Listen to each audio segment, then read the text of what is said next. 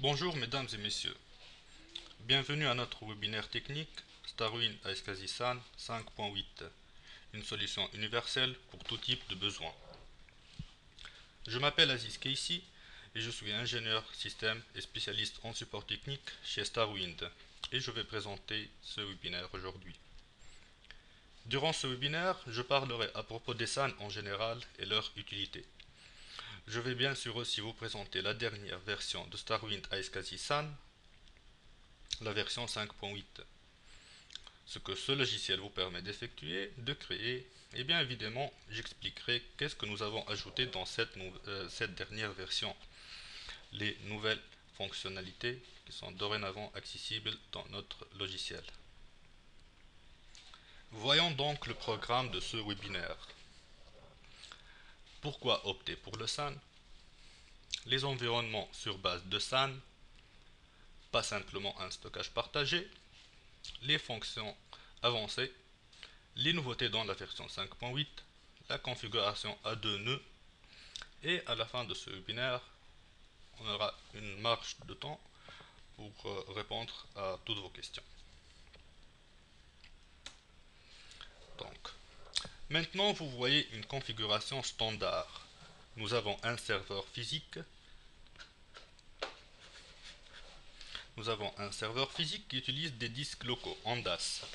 Cela peut être tout simplement des disques durs locaux qui sont directement attachés au serveur et peut aussi être un massif RAID par exemple. Sur ce serveur, ici, on a par exemple l'hyperviseur Hyper-V de Microsoft et quelques machines virtuelles qui fonctionnent sur base de notre DAS. Comme avec tout autre hardware, matériel physique, notre système peut être sujet de panne. Cette panne peut s'acquérir au niveau de notre DAS par exemple. Et que se passera-t-il dans ce cas? Eh bien, toutes nos machines virtuelles tomberont en panne, seront éteintes, inaccessibles, et nos applications seront en arrêt. Ces machines virtuelles, qui dans la plupart des cas abritent des serveurs critiques en production, offrent accès, données, services à plusieurs dizaines voire centaines d'utilisateurs. Un arrêt de fonctionnement de ces serveurs impliquera un arrêt de travail de ces utilisateurs. Tout arrêt de travail, fonctionnement, activité causera une perte de temps. Et comme on dit en anglais, time is money. Le temps, c'est de l'argent. Toute compagnie respectable pense à éviter d'avoir ce type de problème lié à l'infrastructure informatique. On doit toujours penser à avoir une réplication de nos données, un backup, d'avoir une roue de secours. Alors que telle configuration ne nous fournit aucun avantage, à part un seul qui est la vitesse d'opération, qu'on utilise quand notre environnement est basé sur des disques locaux, des DAS.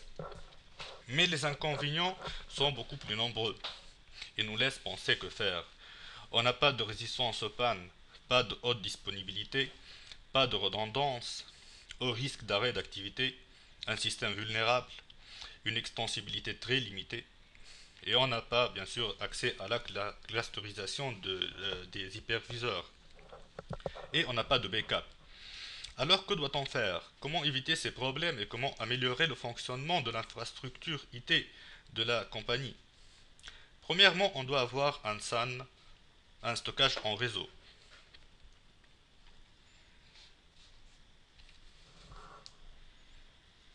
Avoir un SAN nous permet de construire un cluster. Avoir un cluster nous permet d'éviter les arrêts de fonctionnement.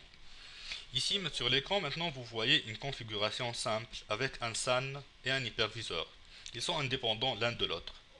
En ayant un SAN, vous pouvez construire un cluster qui permettra le basculement des applications entre vos hôtes. Un environnement sur base de SAN est un environnement extensible, disponible, performant, hétérogène et tolérant aux pannes.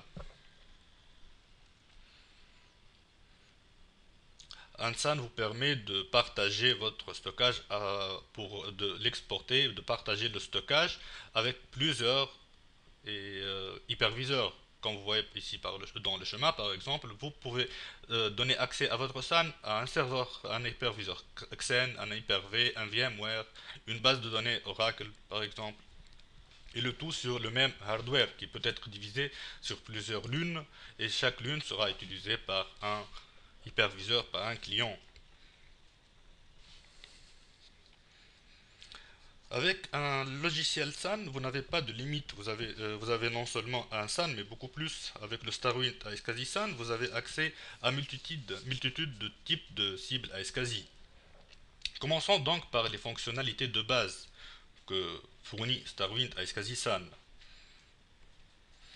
Donc, premièrement, avec StarWind iSCSI SAN, vous pouvez exporter des disques durs ou des massifs RAID, et cela en intégrité. Cela permet de les partager entre plusieurs clients iSCSI qui pourront les utiliser simultanément. Vous pouvez aussi exporter des lecteurs de bande. Cela facilite beaucoup, ça facilite énormément la gestion des sauvegardes. Quand vous avez par exemple une seule bande, lecteur de bande, et qui sera partagé par plusieurs, sera utilisé par plusieurs serveurs dans votre environnement de production. Une autre option est de partager des clés USB par exemple. Vous pouvez aussi partager et exporter des lecteurs optiques, CD, DVD, Blu-ray, etc. Et bien sûr, avec StarWind iSCSI SAN, vous pouvez créer des disques virtuels. Donc vous avez accès aussi à la possibilité de créer des disques virtuels, exportables en iSCSI bien sûr, en utilisant le stockage attaché à votre serveur StarWind. Bien sûr, ces disques peuvent être simultanément utilisés par plusieurs serveurs clients à travers le iSCSI. Vous pouvez créer des disques virtuels sur la base de la mémoire vive aussi, disponible sur votre serveur StarWind. Ces disques fonctionneront à la vitesse de la mémoire vive. Ce sont des disques ultra rapides qui répondent aux plus grandes demandes de performance. Et tenant compte la basse de prix des barres de mémoire, dans certains cas, le coût d'un disque sur base de mémoire vive est inférieur à celui d'un disque SSD et la performance est presque la même. Une autre fonctionnalité de base dans StarWind est la possibilité de créer et utiliser les clichés instantanés, les snapshots. Cette fonctionnalité est indispensable pour toute entreprise ayant des données critiques. StarWind vous permet de créer un nombre illimité de snapshots. Ces snapshots peuvent être planifiés dans le temps et vous permettent de revenir en arrière à un état précédent et récupérer vos données en cas d'accident, d'avarie ou de faute humaine, comme ça arrive dans certains cas. Donc les snapshots ils sécurisent beaucoup votre environnement et c'est très important pour n'importe quel environnement de production. Bon, en parlant des snapshots, nous nous approchons des fonctions avancées de StarWind. Allons donc voir que fournit StarWind iSCSI SAN pour les utilisateurs les plus exigeants. Les fonctions avancées. On commence par les miroirs. Avec les miroirs de StarWind, vous avez deux serveurs de stockage. À propos, j'ai oublié de dire que la solution StarWind iSCSI SAN est certifiée par VMware, Microsoft et Xen. Donc avec les miroirs de StarWind, vous avez deux serveurs de stockage qui fonctionnent comme cible iSCSI en mode actif-passif. Le serveur actif sert les initiateurs, bien sûr, les serveurs clients, et réplique toutes les données vers le miroir passif. Donc celui-là, le serveur actif, il est connecté à nos clients, il est en mode actif. Le deuxième, il est en mode passif, c'est la roue de secours qui a une réplication totale de tout ce que contient le serveur actif. En cas de panne, par exemple, si le premier serveur il tombe en panne, il s'arrête, ou bien on a besoin de faire une maintenance, vous avez donc votre deuxième miroir que vous connectez à vos initiateurs, à vos clients, et vous garantissez la continuation de fonctionnement avec un minimum temps d'arrêt. Veuillez noter que les miroirs peuvent être géographiquement distants l'un de l'autre, même dans différents continents. C'est donc le mirroring.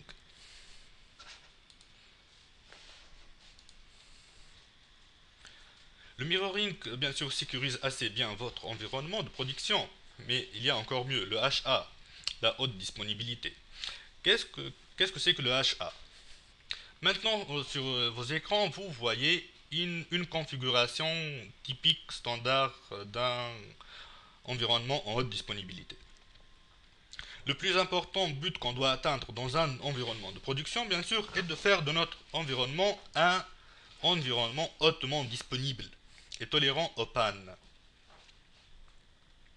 Mais si nous avons un SAN traditionnel, c'est-à-dire un SAN sans haute disponibilité, alors nous sécurisons nos applications et serveurs des pannes au niveau des hyperviseurs, puisqu'ils pourront migrer vers une autre hôte. Mais si la panne arrivera au niveau du SAN, notre cluster d'application ne nous aidera pas. On a besoin d'un cluster au niveau du stockage, de notre storage.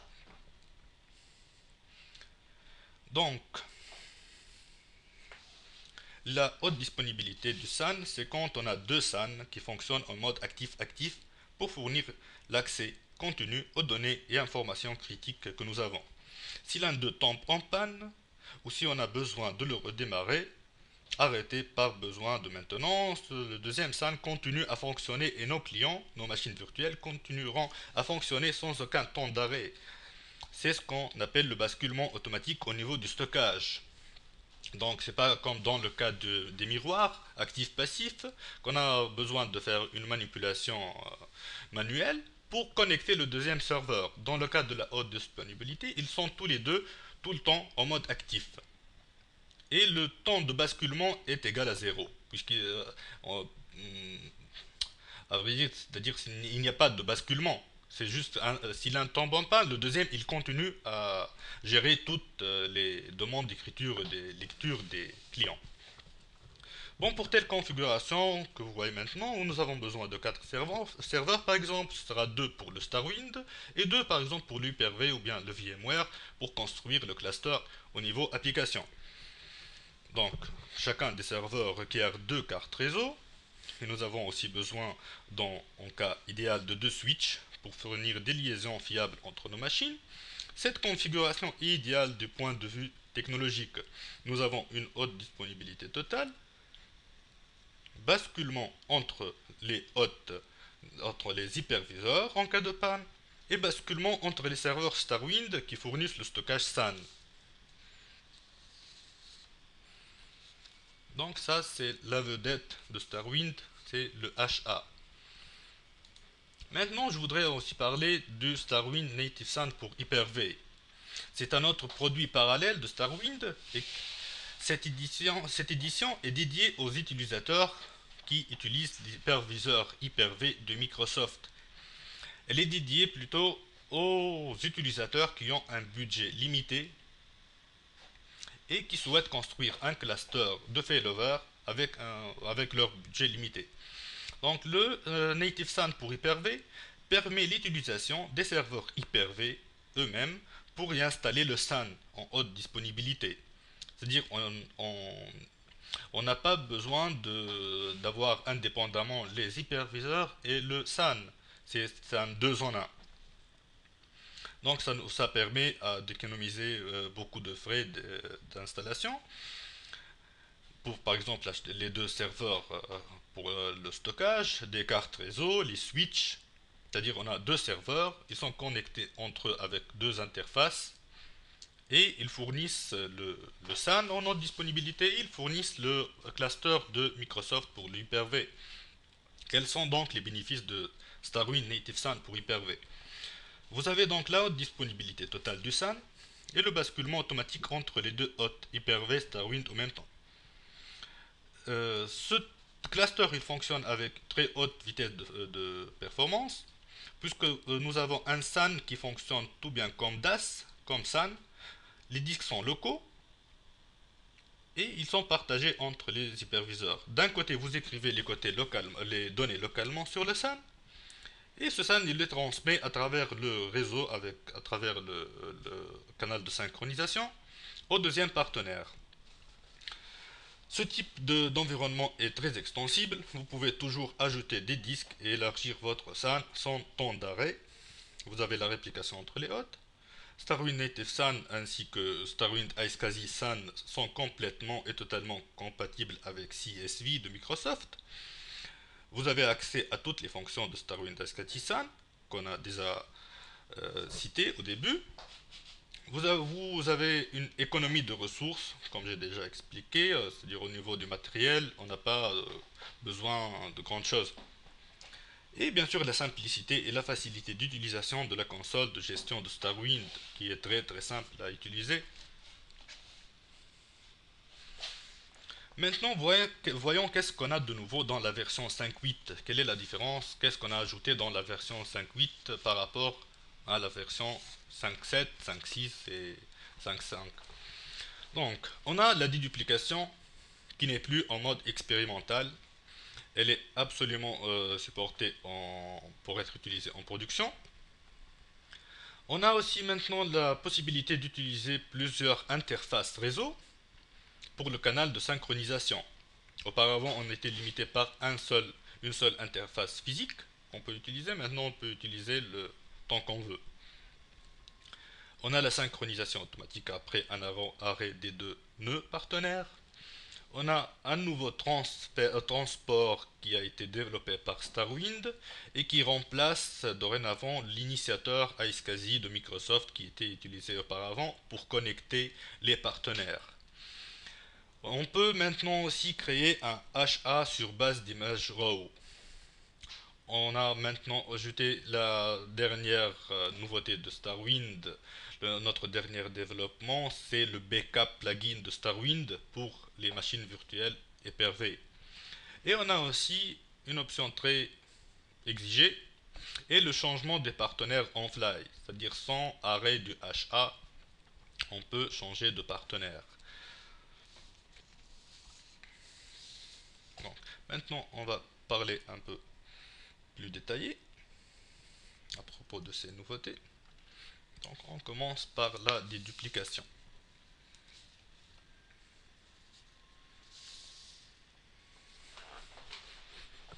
À propos de la déduplication, donc, ce mécanisme permet de minimiser l'espace physique nécessaire pour le stockage de données, et cela en effectuant l'analyse des données qui doivent être écrites sur le SAN et éliminer les blocs similaires. Donc seulement les blocs de données identiques sont transférés à travers le réseau vers le SAN. Le mécanisme de déduplication permet d'économiser jusqu'à 80% de l'espace physique nécessaire. Bon, je vais donner un petit exemple. Par exemple, ici dans le schéma, supposons que vous avez trois serveurs. Un serveur de messagerie, une base de données et un file server. Vous avez besoin de faire le backup de ces serveurs. Le backup, par exemple, s'il va être fait sur un stockage en mode déduplication,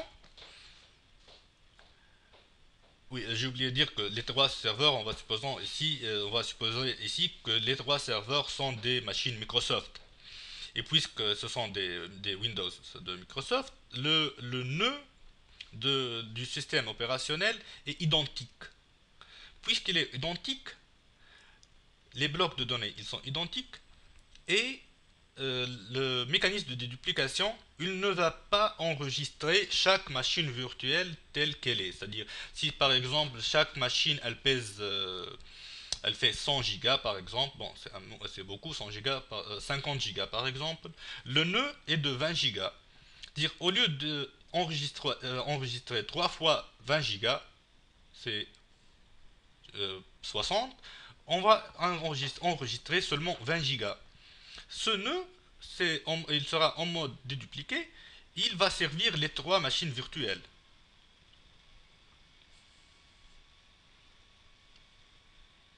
Ça, c'est à propos de la déduplication. Donc, elle n'est pas utilisée seulement pour le backup, pour la sauvegarde, mais elle peut être utilisée comme le SAN principal de la compagnie s'il y a plusieurs machines ressemblables, par exemple.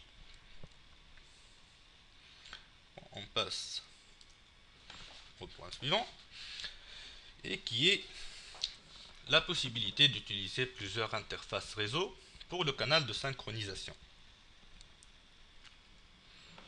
Donc, auparavant, les serveurs de StarWind étaient liés par un seul lien physique. Et si un administrateur par exemple, l'administrateur du système, il veut utiliser 2, 3, 4 cartes réseau, 3 interfaces, 4 interfaces, pour avoir une redondance entre les interfaces, entre les liens, ou bien pour se sécuriser au cas de panne d'un lien, le deuxième il continue à fonctionner. On devait utiliser le teaming, on devait faire une agrégation des interfaces. Bon, dorénavant, on n'a plus besoin de cela. Donc, plus besoin d'utiliser l'agrégation d'interfaces, plus besoin de teaming, plus besoin de software supplémentaire pour créer ces teamings. Ça facilite la vie aux administrateurs du système et rend encore plus simple la création du stockage en HA. Donc, depuis la console de StarWind, lors de la création de la cible HA, vous pouvez directement indiquer plusieurs interfaces pour être utilisées pour le canal de synchronisation. Et aussi bien, la même option elle est disponible pour le canal de Heartbeat. Ça, premièrement. Deuxièmement, la performance. Plus qu'on a d'interfaces, plus la performance est meilleure. En excluant le teaming des interfaces réseau, nous excluons aussi les problèmes de performance dus à la mauvaise performance qu'on remarquait fréquemment lors du teaming et iSCSI dans un même environnement. Donc, pour certains raisons, dans certains cas, l'iSCSI n'est pas trop ami avec le NIC teaming, le teaming des interfaces réseau. Et dans certains cas, plusieurs clients devraient éliminer le teaming et utiliser une seule carte réseau, par exemple, ou bien migrer vers des réseaux de 10 Go pour fournir une meilleure performance. Ça, c'est à propos du canal de synchronisation. Le point suivant, la séparation entre le header, l'en-tête, et le fichier image, le disque virtuel. Donc auparavant, c'était une seule unité. L'en-tête, elle était à l'intérieur du fichier image. Maintenant, c'est séparé. Pourquoi est-ce qu'on a séparé l'en-tête du fichier image? Bon, ça facilite premièrement la gestion du SAN. Auparavant, le header puisque il contient par exemple l'information à propos de l'état de synchronisation du HA par exemple.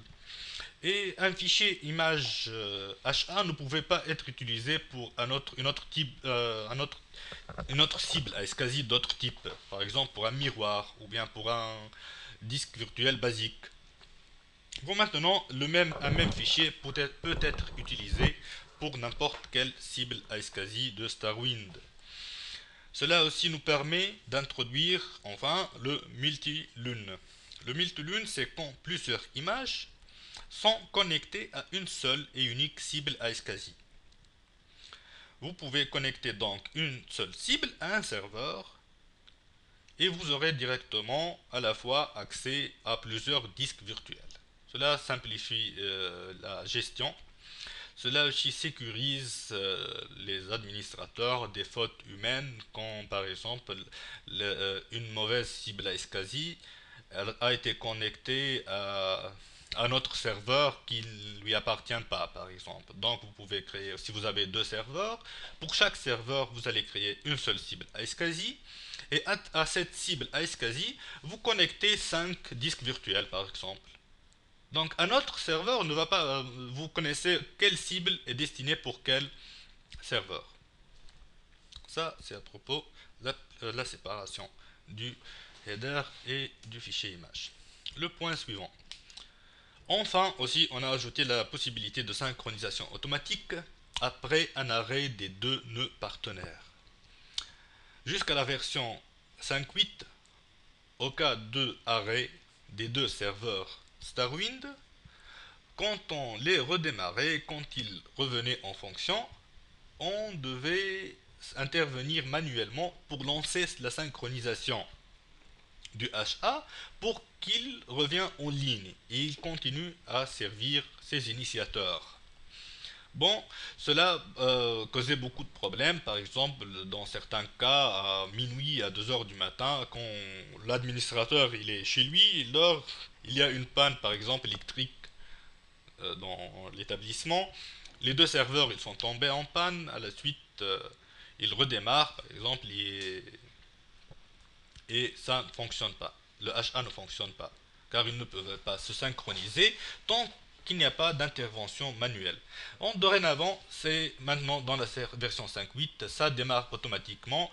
Le service de Starwind, le nœud de Starwind, il est capable de déterminer l'état des nœuds et de redémarrer tout seul la synchronisation du volume HA.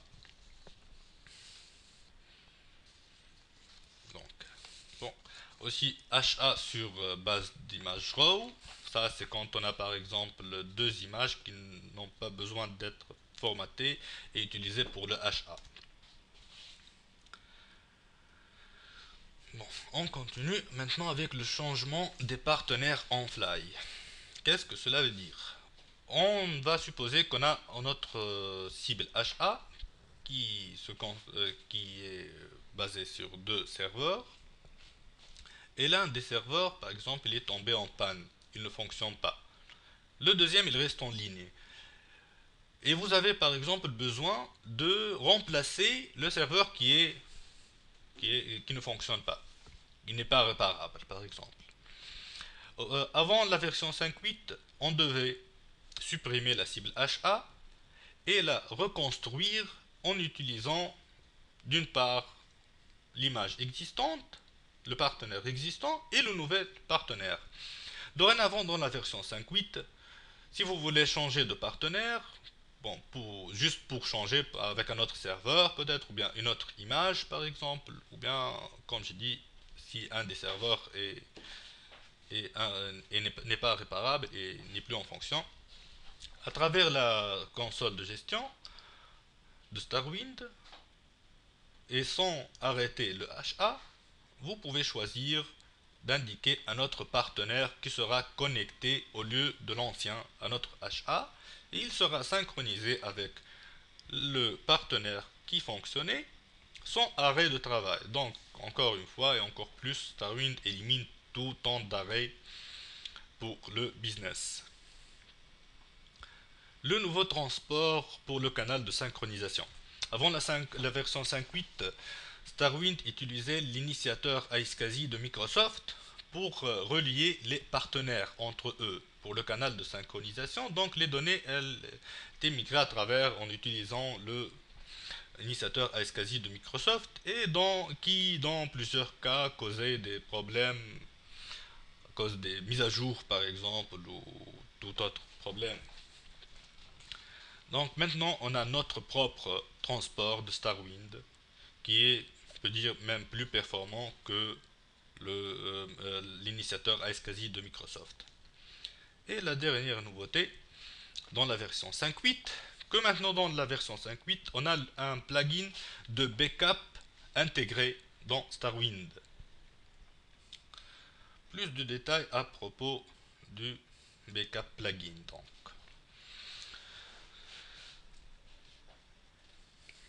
Cette nouveauté a été longtemps attendue et enfin elle est introduite dans cette dernière version. Bon, dorénavant, les utilisateurs de Hyper-V, et pour le moment seulement Hyper-V, et prochainement on va lancer un autre produit que sera le backup plugin pour VMware.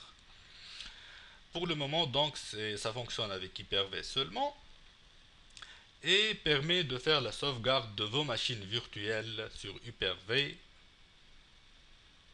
à partir de la console de gestion de Starwind. Donc l'utilisateur a deux solutions de chez le même éditeur, le logiciel iSCSI SAN et l'outil de backup de leur machine virtuelle. Les deux contrôlés depuis une seule console de gestion. Vous contrôlez la sauvegarde de vos machines virtuelles et vous contrôlez aussi, vous gestionnez votre SAN. Donc, quelles sont les caractéristiques principales du Hyper-V Backup Plugin? Premièrement, c'est une architecture sans agents. Donc, vous n'avez pas d'installer des agents sur vos machines virtuelles qui doivent être sauvegardées. Vous avez juste besoin d'indiquer le serveur Hyper-V dont vous voulez faire la sauvegarde. Et sur ce serveur, vous pouvez à la suite choisir quelle machine virtuelle vous avez besoin de sauvegarder sans même passer à ces machines virtuelles. Donc tout se fait à partir du serveur de la console de StarWind, vous gérez tout.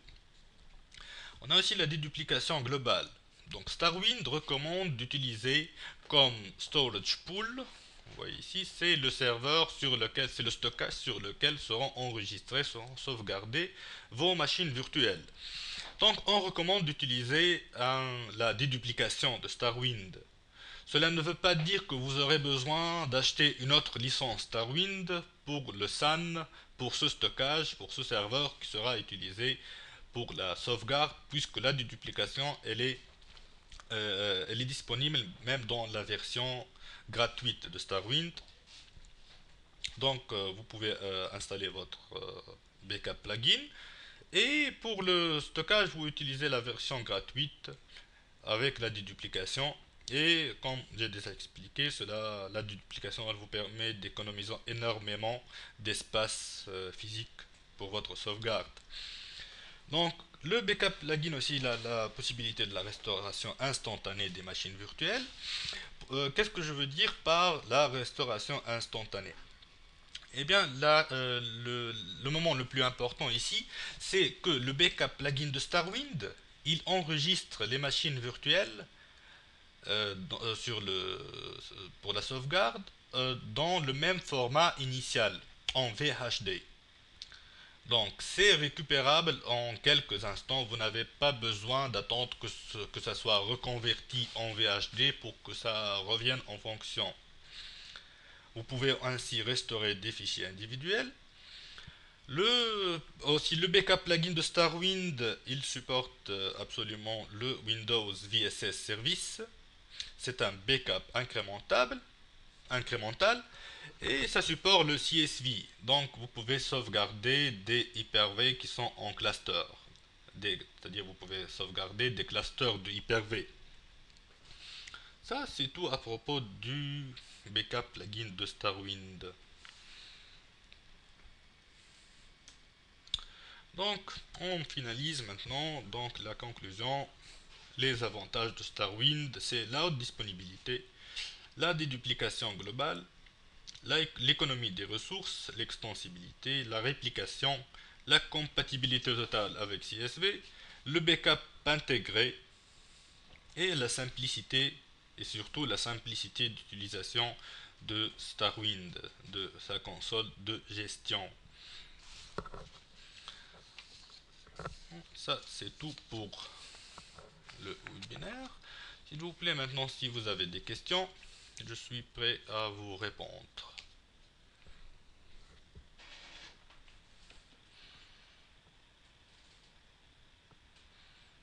J'ai déjà ici une question de monsieur Besson Nicolas. La question est une limitation en termes de capacité pour utiliser la RAM, la mémoire vive. Bon, non, on n'a pas de limite. Bon, c'est-à-dire il y a une limite, mais elle est phénoménale, c'est presque 1 Tera. Donc, tant vous avez de la mémoire jusqu'à 1 Tera, vous pouvez y créer des disques virtuels. Mais juste un petit moment à propos des disques virtuels sur base de RAM, il y a une petite propriété de la mémoire, c'est que après un redémarrage du serveur, vous perdez toutes les données qui sont enregistrées sur le RAM. Donc c'est pas pour oui, oui, c'est juste pour du traitement IO temporaire. Exactement.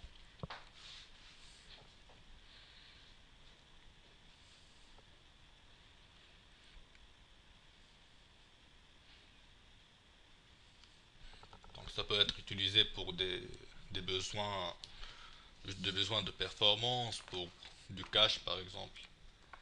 Une autre question de monsieur Nicolas Besson. Le c'est ok, vous avez la réponse.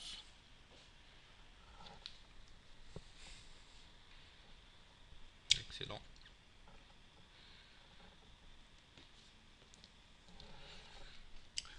Sur l'écran maintenant, vous voyez aussi l'adresse email du support, mon adresse email et l'email de service commercial.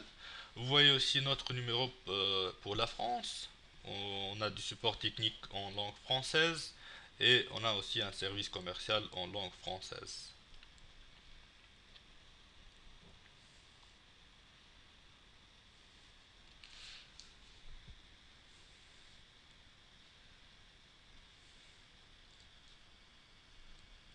Donc vous êtes la bienvenue pour nous contacter. Nous serons toujours heureux de vous répondre. Oui, s'il vous plaît, monsieur José Lescano. Vous avez une question, s'il vous plaît?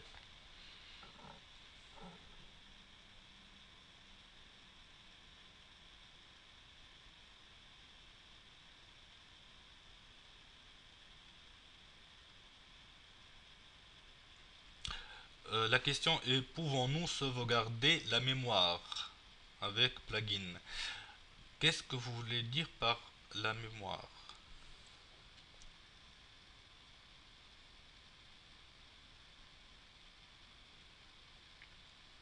Non.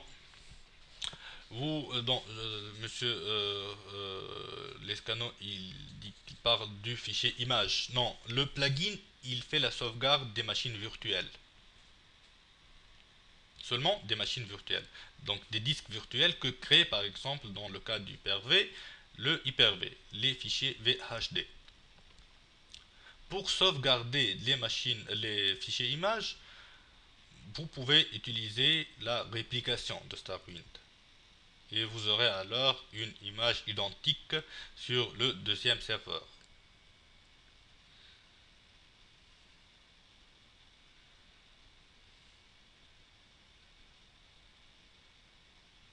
Non. Monsieur Lescano demande si cela est possible dans le cas d'une image sur RAM. Non. La réponse bon, non, on ne peut pas faire la sauvegarde d'une RAM. La RAM, elle peut utiliser seulement localement pour un disque virtuel basique.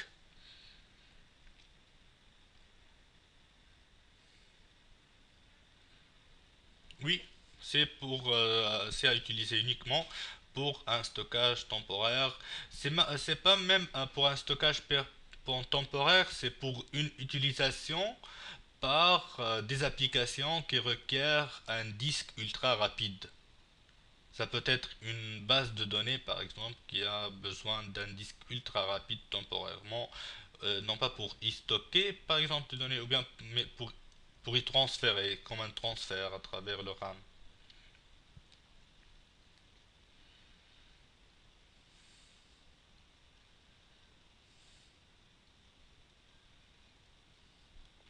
Monsieur Besson demande si c'est possible de faire un mirroring de l'une par rapport à un lune stocké en RAM. Bon, pour le mirroring, non, mais c'est possible de construire un HA sur des RAM. C'est-à-dire vous pouvez créer un HA sur base, c'est-à-dire créer deux disques en RAM sur vos deux serveurs, puis sur ces RAM construire le HA et les images nécessaires pour le HA. Mais ça c'est pour le moment, c'est le cas de figure de la version 5.8. Dans la version suivante que nous devons lancer très prochainement, pour le HA, ce sera possible d'utiliser tout type deux types d'images. Ça peut être des RAM, des images avec des snapshots, c'est-à-dire ce sera en même temps du HA, de la haute disponibilité, et des snapshots sur le HA.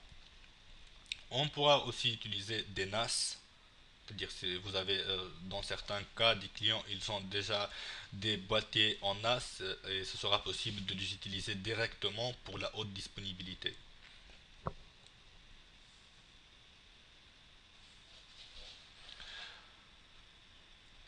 Bon, monsieur Lescano, ah, encore une question. Quelle préconisation pour les cartes 10 Go? Est-ce que ça suffit d'avoir une carte 1 Go? Je parle des interconnexions Ethernet dans les stockages rapides de 15 en RAID 0. Pour le HA, le minimum requis pour le réseau, pour le canal de synchronisation, c'est 1 giga. 1 giga doit être largement suffisante pour le fonctionnement du HA avec la plupart des disques. Si vous allez par exemple utiliser des disques SAS 15 000 tours par minute, un réseau de 1 giga ne vous permettra pas d'atteindre la performance maximale de vos disques SAS. Donc ce serait mieux d'avoir plusieurs interfaces réseau de 1 giga ou bien se faciliter la vie et faire un investissement dans des cartes 10 giga. On n'a pas de préconisation spéciale pour les cartes, pour les interfaces 10 Go. Ils sont utilisés exactement de la même façon que les cartes 1 Go et ils permettent vraiment d'atteindre les performances maximales et sans aucune limite du réseau, puisque la plupart des disques qui sont disponibles pour le moment sur le marché, ils n'atteignent pas une vitesse plus de 1,3 Go par seconde que peuvent donner des cartes 10 Go.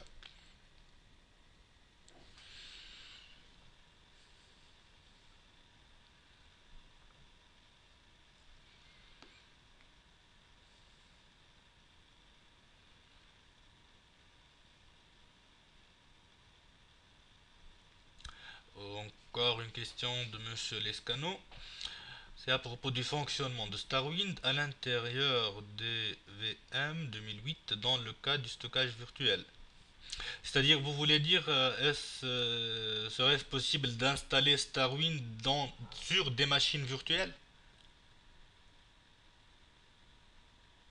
C'est ça ou non? Oui, c'est ça. Et vous vous intéressez à propos de leur performance. C'est possible. C'est possible d'installer StarWind sur des machines virtuelles de Hyper-V, sur des machines virtuelles sur ESX de VMware, sur des machines virtuelles de Xen, mais en ce qui concerne la performance, ça sera un peu inférieur à la performance de StarWind quand il est installé directement sur des machines physiques. Mais c'est absolument possible et plusieurs de nos clients utilisent une telle configuration. Mais dans le cas par exemple du Native SAN, bon, d'habitude, les utilisateurs qui veulent installer StarWind sur des machines virtuelles, c'est qu'ils veulent économiser au niveau des serveurs requis par les machines StarWind. Et c'est pour cela qu'on a lancé la version Native SAN. Mais Native SAN, elle est pour le moment limitée à 2 serveurs seulement. Mais d'ici l'été, ça sera possible de faire un Native SAN sur 3 serveurs Hyper-V. Donc, il n'y a pas vraiment besoin d'installer StarWind sur les machines virtuelles.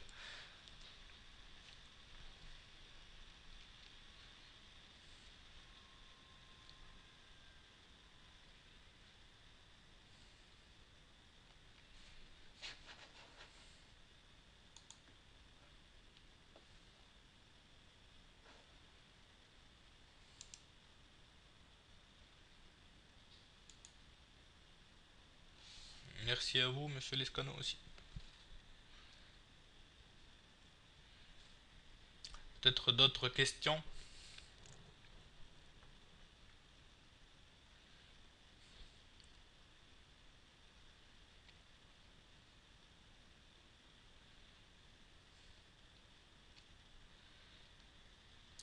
Bon, puisqu'il n'y a plus de questions, je remercie je vous remercie tous d'avoir assisté à notre webinaire.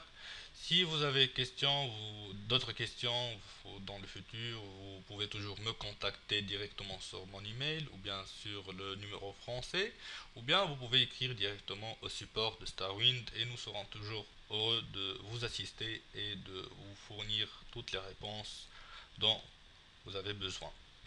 Merci à vous encore une fois et à bientôt.